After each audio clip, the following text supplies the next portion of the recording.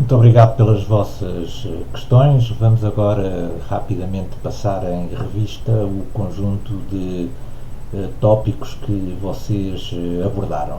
Mesmo aqueles que não tiveram dúvidas, agradeço que me mandem um e-mail só para eu saber que estão presentes, que viram e que conseguiram ver e aceder à informação sem problemas. Uma das questões que aqui está levantada tem a ver com se existe uma diferença muito grande, muito sensível entre os estudos e os artigos científicos. É natural que existem um conjunto muito grande de parecenças, uma vez que ambos são aplicações práticas dos estudos da geopolítica e, portanto, quer seja sob a forma de um estudo, quer seja sob a forma de um artigo, há necessariamente uma metodologia que é idêntica nos dois casos, se bem que há condicionalismos que são diferentes num caso e no outro, que eu passo agora a explicar. O primeiro tem a ver com o tamanho. Quando me pedem um estudo, normalmente não me limitam o tamanho do meu estudo. Normalmente limitam o tempo que eu tenho para fazer o estudo. Mas se o estudo tiver 20, 40, 50, 100 páginas, isso não é normalmente uma condicionante que seja atribuída a quem tem que conduzir um estudo. Já no caso de um artigo científico é exatamente ao contrário. Isto é, há uma mancha gráfica que o editor tem que preencher na revista e, portanto, para ele é fundamental que o artigo não ultrapasse um conjunto determinado de páginas. No vosso caso, vou buscar aqui o slide da primeira aula. Como estão recordados, o artigo científico ilustrado não pode exceder as 10 páginas. Portanto, temos que o nosso estudo tem certamente um tamanho que é normalmente muito maior que o tamanho de um artigo. Portanto, o artigo tem que ser certamente mais sintético. Por outro lado, os anexos têm um tratamento diferente num caso e no outro. No caso dos estudos, eu posso, para não tornar o estudo muito difícil de ler, posso remeter para anexo um conjunto grande de informação. Ora, eu não posso fazer isso no artigo científico, porque eu tenho uma mancha gráfica limitada e, portanto, não pode haver anexos que vão para onde? Não vão para lado nenhum. Portanto, é preciso manter toda a informação sem ter que recorrer a anexos. Esse é um aspecto que considero importante. E o terceiro aspecto que diferencia muito os estudos dos artigos é a questão entre o ser público e o ser reservado. Normalmente os estudos, quando me são encomendados, têm um caráter mais ou menos reservado. É-me pedido a mim para eu dar esse resultado, a mim ou um grupo de investigadores, para fazerem um estudo para uma determinada instituição. E, portanto, eu não vou divulgar o estudo porque o estudo me foi encomendado por uma determinada instituição, o que significa que quem pode ou não divulgar esse estudo é a instituição que me pede esse estudo. Bom, no entanto, no caso dos artigos científicos já não é assim, é exatamente ao contrário. Um artigo científico é por natureza um artigo de natureza pública, destina-se a ser publicado e poder ser acedido por uma multidão de leitores em todo lado. Portanto, quando eu escrevo para um artigo científico, tenho que ter o cuidado de verificar que o que eu vou escrever vai ser tornado público. Enquanto que quando eu escrevo para um estudo que me é solicitado por um ministro, por um secretário de Estado, por um diretor-geral, enfim, por alguém que tenha uma responsabilidade de natureza institucional, eu não devo divulgar esse estudo, eu vou entregar o estudo à pessoa e ela vai fazer disso, a instituição vai fazer disso, o uso que entender que esse artigo deve ter.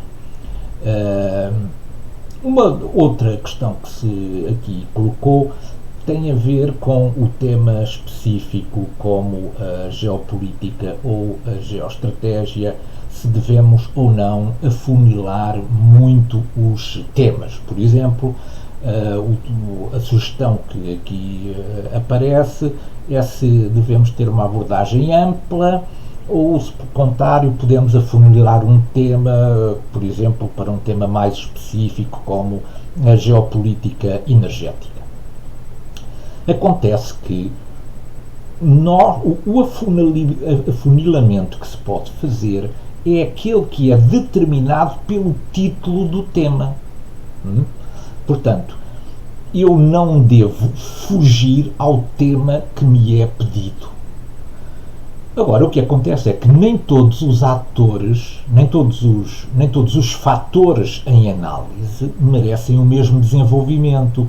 Há fatores que para aquele tema podem ser muito desenvolvidos, há outros, até porque eu tenho limitação de espaço e, portanto, tenho que me conter no escrito, há outros fatores que só podem ser analisados muito superficialmente, e provavelmente até haverá outros fatores sobre os quais eu nem vou poder pronunciar-me porque não vou ter espaço e porque não considero que eles sejam determinantes para o tema. Surgiu-me, isto agora é online quase, e surgiu-me agora uma outra pergunta aqui. Primeiramente, como seria o objetivo, mas sendo necessário o registro, senti esta abordagem como bastante benéfica, não só para a realização do trabalho desta. Em segundo lugar, achei bastante interessante a incorporação da preparação para comentário na TV.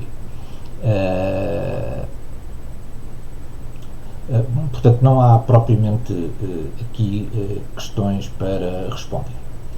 Eu vou dar-vos conta, através de um slide que eu vou agora projetar, dos fatores a que podemos recorrer para fazer a análise.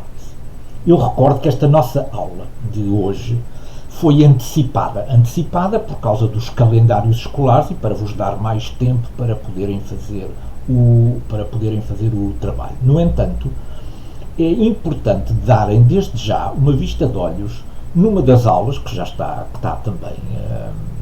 também publicada em PDF junto das aulas, que eu julgo que é a aula 15 ou 16, chama-se Fatores Geopolíticos e Geoestratégicos. Nesses fatores, o que vão encontrar são os vários fatores que vão ser utilizados para realizar um estudo. Fator físico, fator humano, fator recursos naturais, fator circulação, fator tecnológico, fator estruturas, etc. Estes são os tais fatores sobre os quais eu vou olhar para, com base neles, realizar o meu estudo. Devem compreender que nem todos estes fatores, isto é uma espécie de um checklist grande que nós temos para não nos esquecermos dos fatores.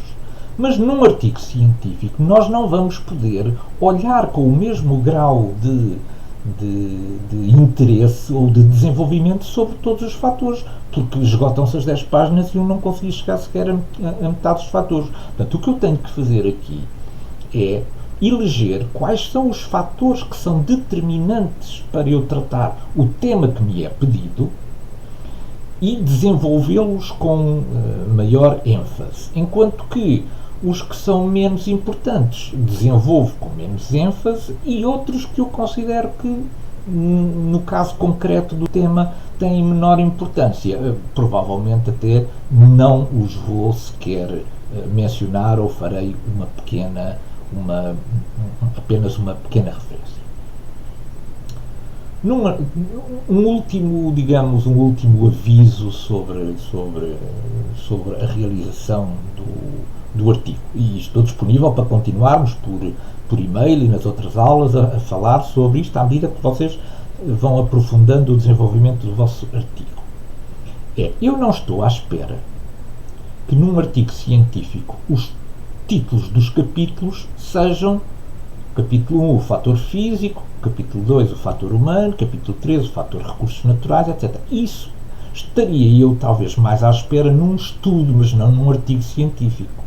Num artigo científico, os nomes, como eu já disse na aula que vos projetei hoje, os nomes têm que ser mais trabalhados, têm que ser frases mais desenvolvidas e eles próprios traduzirem esses títulos, desde logo, uma ideia resumo daquilo que as pessoas vão ler a seguir. Eu, em vez de chamar, por exemplo, um título fator físico, poderia chamar-lhe, por exemplo, um território exíguo. Pronto, o exíguo já me dá uma ideia da dimensão territorial deste problema a que eu estou a tratar. Bom, eu julgo que estamos bem encaminhados. Relembro que me devem enviar um e-mail para eu poder assinalar a vossa presença. A próxima aula será com o professor João Leal e eu voltarei lá mais para a frente, talvez daqui a 2 aulas ou a 3 aulas, para, enfim, continuarmos a desenvolver esta nossa unidade curricular e a